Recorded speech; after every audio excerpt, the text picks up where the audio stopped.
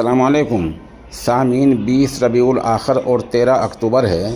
خبر کا عنوان ہے مدرسے کا طالب علم سڑک حادثے کا شکار، انا للہ و انا الیہ راجعون۔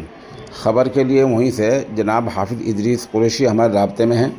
وہ لکھ رہے ہیں کہ مغربی اتر پردیش کے ضلع مظفر نگر کے جامعہ امام ولی اللہ پھولت میں زیر تعلیم طالب علم محمد داود ساکن گاؤں کسیروا تحصیل بڑھانا ضلع مظفر نگر آج سڑک حادثے کا شکار ہو گیا۔ ایک نامعلوم ٹرک کی زد میں آ گیا ہے۔ یہ حادثہ تھانہ رتن پوری کے سامنے پیش آیا ہے۔ یہ طالب علم ہر دن کی طرح آج بھی بذریعہ بائک تعلیم حاصل کرنے کے لیے گاؤں سے پھولت آ رہا تھا۔ محمد داود مدرسے میں درجہ خصوصی اول عالمیت کا طالب علم تھا۔